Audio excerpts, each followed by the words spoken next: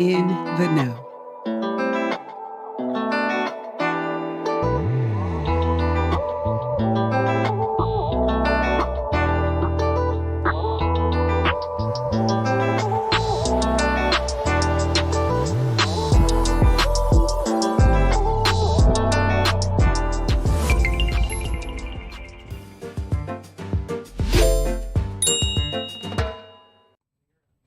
Welcome to In the Know, presented by Our Neutral Voices. Now, we have a couple of people in the studio that's going to get you in the know with what they're doing. But before we go, we're going to pray. And I'm going to ask you, Pastor Angelo, I'm going to yield to you. Would you lead us in prayer real quick? Absolutely. God, we thank you for this night. We thank you for the opportunity to be a light, in this world, to be a light in this community. Thank you for Our Neutral Voices and for this platform that they've created to be able to highlight positive things that's happening in the community. And so we're so thankful for them and so thankful to be able to be a part of this great work in our community. And we just give you thanks, Lord. Ask that we feel your presence here in this space. It's in Jesus' name we pray. Amen. Amen. Amen. Now, Pastor Angelo, if you could introduce yourself and tell us the company in which you work with. Yes, so I'm the founder and executive director of Alive Community Outreach, and we just hit 5 years, 5-year anniversary, which is exciting for us. But the work that we're doing was birthed out of a personal tragedy for me and my family. So back in 2016, my first cousin was murdered here in Fort Wayne, and it's just one of those things. My wife and I and our family were living in Georgia, and after that happened, we felt called to come back home. You know, I came back originally to officiate his funeral, and even as I was doing that, I just felt it's time, that call. You know, there've been a couple of times in my life where God has been real clear, and Yes. it was just that call to go, not knowing what I was going to be doing or Right. didn't have a clear vision, just felt that call. And so we came back to Fort Wayne after being down in Atlanta for 8 years and spent a few years just trying to understand, okay, what's happening in the community here in Fort Wayne. That ended up being a record-breaking year for homicides. So there was a lot going on, getting to know a lot of different people and organizations that were doing good work and trying to identify gaps in the midst of that. Yes. So where we started was just coming alongside survivors. We started a support group. I started doing a lot of funerals and started raising some funds to help with funerals and burials and that type of thing, connecting families with resources, and didn't initially set out to start a nonprofit, but all of that just kind of evolved and ended up founding Alive in 2020. And our mission is to cultivate a community of nonviolence through relationships and education.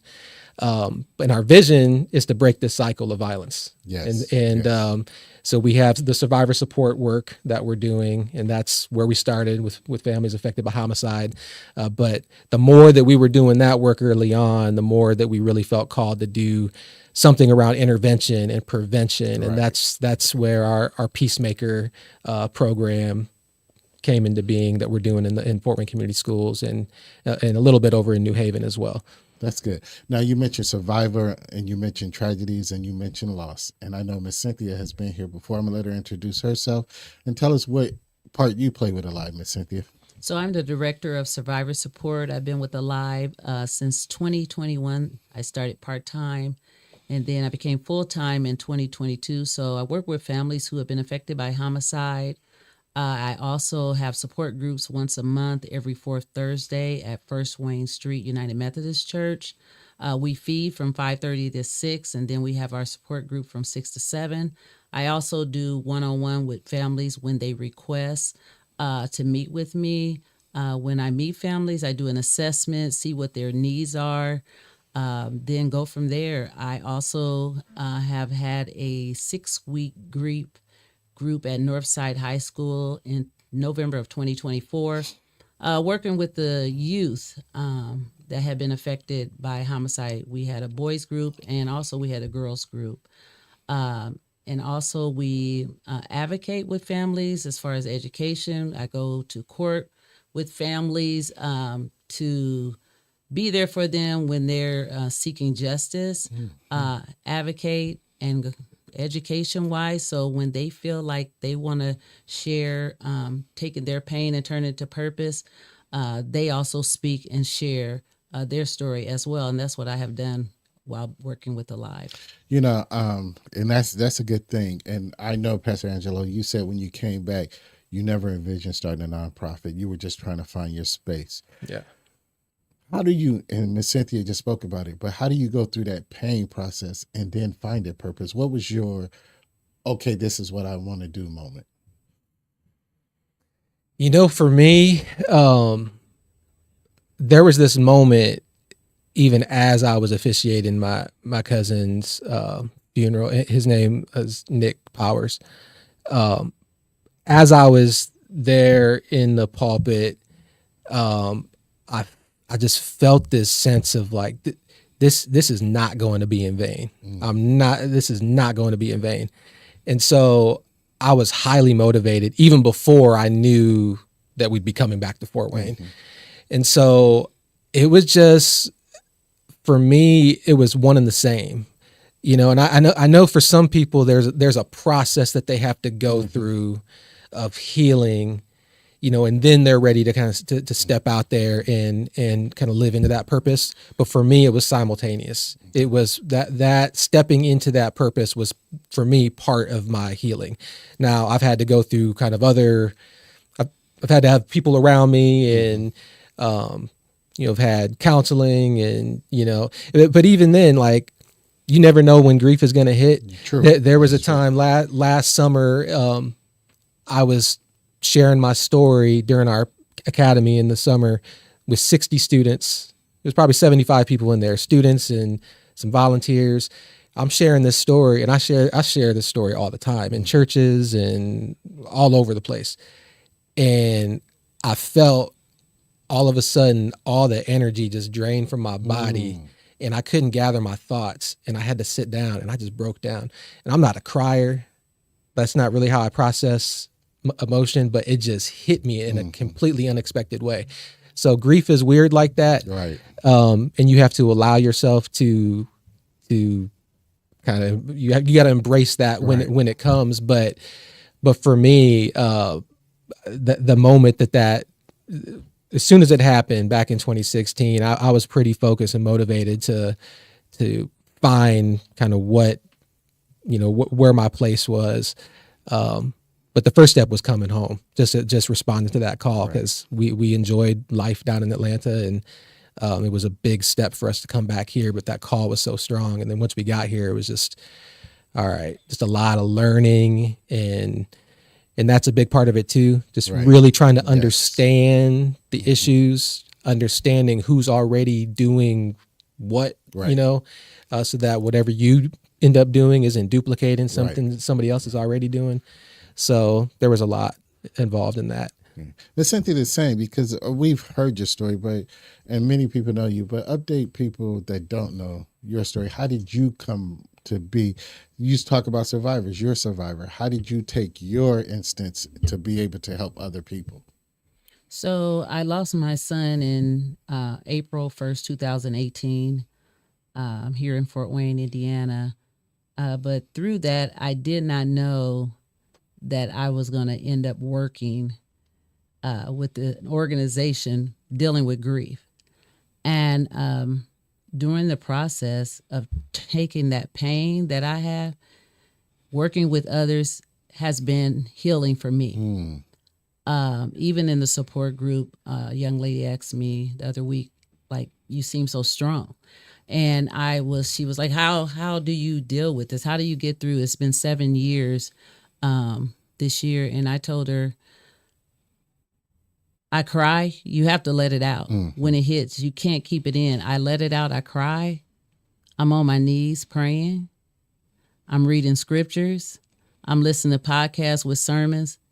And then after all of that, I repeat. And then being with the other survivors in the support group helps me out. So not only am I pouring into them, they pour back into me. Right. And so taking that pain and the purpose, is so important. I have now became a grief educator as well, but it's a daily journey. And one of the things, you just have to take one day at a time. Yes. One step at a time, Yes. to get through. As he was stating, there are triggers. Right. There's songs, there smells, going to the courthouse, thinking back of when I had to go through. I had to deal with one trial and then still where the other young man took a plea. So I had to go through both of those. But I just have to say, I'm a faith person. Yes. And I just continue to trust God through the process, because in the end, I just want God to get the glory out of everything I do. So no matter what, even with all the pain, I still trust God through this. Right. Now, Alive, and we talked about the survivors, but you mentioned that you help people get resources for like funerals and things, because I find that to be problematic in our community a lot of times. People are dying and at rapid rates, but the family is not set up for a funeral, and this expense hit. So how do you go about connecting people or helping people find the funding for a funeral or something like that? Mm-hmm. I'm gonna let Cynthia take that. So I am connected with victim assistance and other areas of places in Fort Wayne. So we connect to at least see what their needs are first. And once we find out what their needs are, then I direct them to maybe certain funeral homes that help families who have been affected by homicide, connect with them, or victim assistance if they have funding.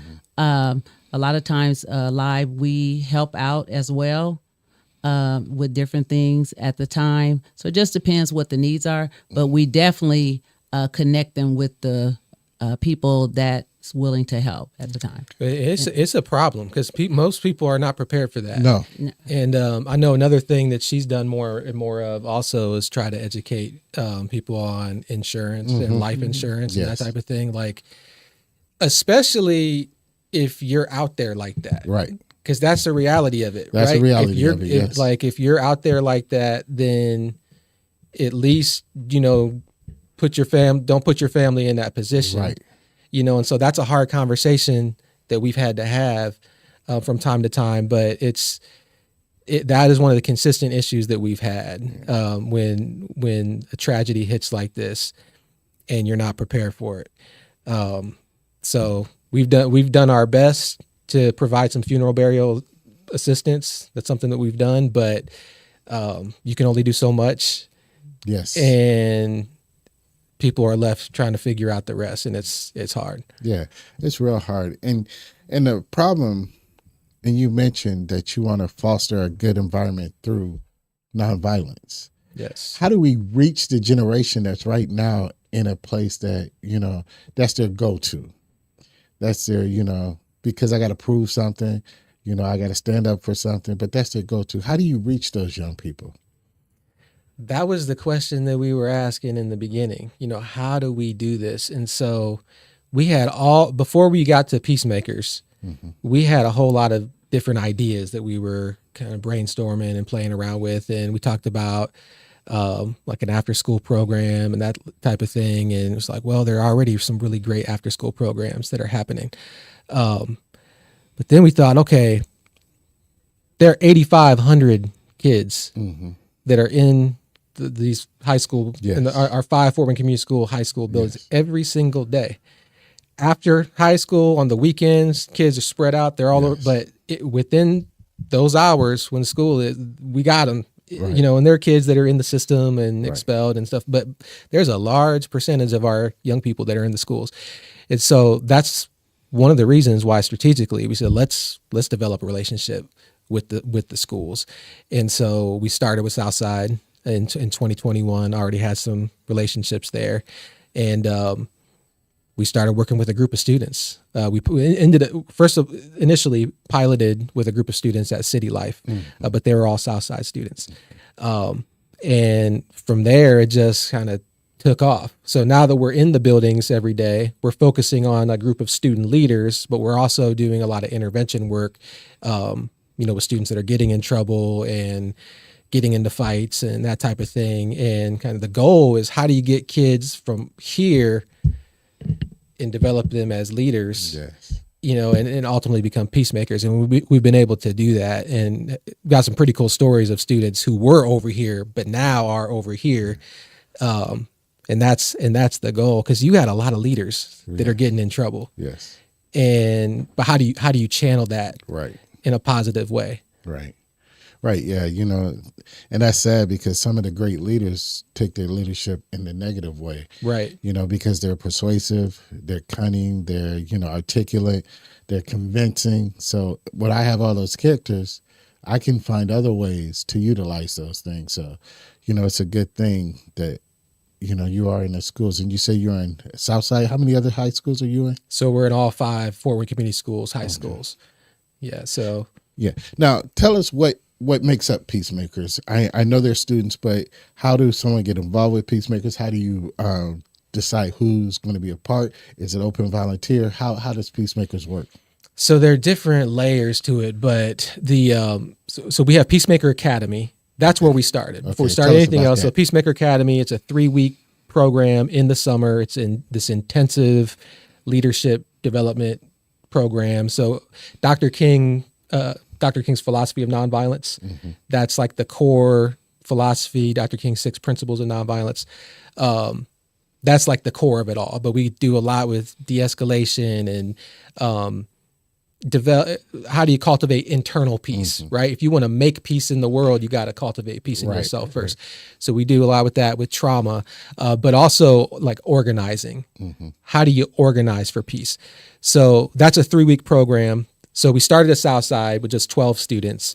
And so we take them through that 3 weeks. And then the goal is, okay, we've kind of given you this framework to organize for peace in your school. What are some ideas that you have to build peace in your school?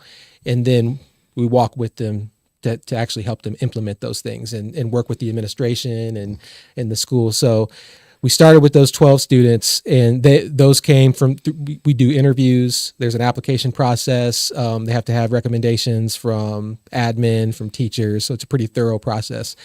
But at Southside, within a few years, we started seeing fights go down, referrals go down. And that's when the school district said, we want to see this in all the schools. So we have a full-time peace advocate in each of the schools, a peace room in each of the schools. And so it's gotten a lot more robust from those early days. But the peacemakers, there's a lot of expectations that comes with it. And, not that once you're a peacemaker, you can't make any mistakes. Right. Or, not that we've never had a peacemaker get in a fight after becoming a peacemaker. That's happened. But it's, okay, this is the bar, right? And so you're a peacemaker now. Right. And so it's just an extensive process to become that. But then there are other layers of our programming where we have like an after-school club, and that's come one, come all. There's not an interview. So if anybody wants to be a part of it, can be a part of it. But peacemakers, that's like, because those are the leaders. Right. Those are the ones who are driving the movement in the school for us. Right. And Ms. Cynthia, you're part of Alive. You say you hold a support group every 4th Thursday? That is correct. All right. Tell us about your group and how you, how people are able to find your group, come to your group, and be able to, because grief is a lot of things we as a community don't deal with. We swallow it up and we move on. But then we have these breakdowns. We have other issues that we don't get out. So how would I be able to come to your groups or find you? You can go to Alive community website and find Alive's group. We post actually the group every 4th Monday, and you can see the time. But you can also reach out to Cynthia at alivefw.org or 260-557-1068, and I can give you the information to RSVP for the group. Yeah. Now, what is your demographics? What do you see as a group of people coming to your grief groups? An average group would consist of approximately 10. At times it could be less, it could be more. You never know. But we just, like I said, I put it out there, and sometimes some, they don't RSVP, but they show up. And whether it's one person that show up, I'm there for them. Right. Right. Now, how does your group run? What if I was to sit in on a peace group, what would I see? How would your group be ran? So when they get there, like I said, from 5:30 to 6, everybody socialize, eat, and then we sit around in a group. Sometimes we do the ringing of the bell, just kind of like mindfulness, just breathe in, breathe out because of everything they might have went through that day, just to relax for a minute. Then we go around the room, introduce ourselves, may have some new ones at that group. During that time, they'll say something about the loved one they lost. Usually I may have a topic. Sometimes the topic I have, we don't go by because one of the mothers may talk about something that happened that day, or they went to court, or this. And so we kind of just go off maybe even what they're feeling at that time, and then be able to pour into them as well as some of the other survivors that have been through our support group. Okay. Yeah, that sounds good. I mean, even I've seen mothers, that have lost children, and they seem sometimes that they don't have outlets. They don't have people that can understand their pain. So that's a good thing that you have there, that they can come and be open. A lot of times we don't like to share because we feel we're going to be judged, or, somebody's going to look at us wrong. But we need these kind of programs that, we can get these things out. Yeah. Pastor Angelo, I have to ask you. Now, I know Peacemakers is not for profit. I mean, Alive is not for profit, but you need help. How could the community help and support you, be it financially, physically, volunteer, whatever? How do you go about your process financially? And then if I wanted to volunteer, how do I do that? Yeah, so always financially. We've grown. I mean, we've started with me working out of my basement, and now we got 11 full-time staff. And so we've grown quickly, and we're continuing to grow and try to be strategic with that growth and not grow too quickly, but the financial piece and the sustainability, that's an ongoing, conversation that we're having. So that of course is always a need, but I think the reason that this movement has really taken off is because of the people. I mean, you need people for a movement. We have our students, obviously, but we have a growing group of volunteers that are called our Peace Family. And these are folks that they've volunteered in lots of different ways, going into schools with us during lunch, setting up a table, talking with students, having conversations. Some of Cynthia's survivors have actually become part of the Peace Family and done that. So we got about 90 volunteers in our Peace Family right now. And we have folks that are dedicated to each of the schools who say, let's, rather than having, one person go to all the schools, let's really dig into Snyder, dig into Southside, and really, build some relationships there. So that's something that we're always looking for. All right. How do I sign up to be a volunteer? Or even you can tell me, how do I donate financially? So if you go to alivefw.org, you'll be able to do both. So there's a donate button there to give financially, but there's also a button there on the page. We'll say join our Peace Family, and you can reach out to us and we'll get you plugged in. And what's your vetting process for your volunteers? So we do background checks for all of our volunteers. Okay. Yeah. Well, yeah. I mean, we have a gentleman that is on our staff. He's high on the Peacemakers. He's always talking about the Peacemakers, talking about the difference is that the Peacemakers make. And many of us are writing young people off. We're saying that they're not going to be anything. We don't invest in them. And if they don't have any support or any outlet, how are they going to continue to grow and to continue to mature? Now, events. Is there any events that Peacemakers have coming up, or Alive have coming up, or anything? Yeah, we got some stuff coming. Well, Alive has October 18th. I will be having a self-care. It's a brunch I have every year. So encouraging mothers or fathers to take care of themselves. One thing that I find out about carrying that grief, a lot of time they forget about themselves. And so every year I have different ones that come in that talk about. We have Desiree coming in from Bella Spa, Miss Harris from the YMCA, Miss Rogers come in dealing with mindfulness. Also, Miss Bill coming in, also dealing with mindfulness. So basically, how do we take care of them? We have a brunch, feed them, socialize, allow them to get to meet others that come in there, not even just sit at the table, but get to know the person at the table. So it's something we have every year. And then in November, we also give vouchers for Thanksgiving to Community Harvest. And then in December, we have where we give gift cards out to the families, to the children, and also blankets. Something we have every year. We have face painting. They can make ornaments. Just a lot of activity, just engaging and helping, in the community. And where would I get information about that? How would I know about the brunch, the giveaways, and things such as that? They would just contact me at cynthia@alivefw.org and email me, and then I would be able to give them all information. Yeah. Or they can call at 260-557-1068. And I'll give a shout out too. It's not our event, but tomorrow morning. So Adams Elementary School, they're going to be doing their second annual Peace March, which is really cool. So they were inspired as a school by what our peacemakers were doing in the high school. And what I love about them is they didn't reach out and say, hey, can you come to Adams? They just started their own peace movement there. And that to me is a beautiful thing. Right. And when we went to that Peace March last year, seeing all these elementary school kids march around the blocks back to McCormick, and people were coming outside in their robes, like drinking, what's going on, kids made signs and everything. It was really beautiful. So they're doing that tomorrow morning at 8:30. So we'll be there just to show up and support them. That's a good thing. That's a good thing.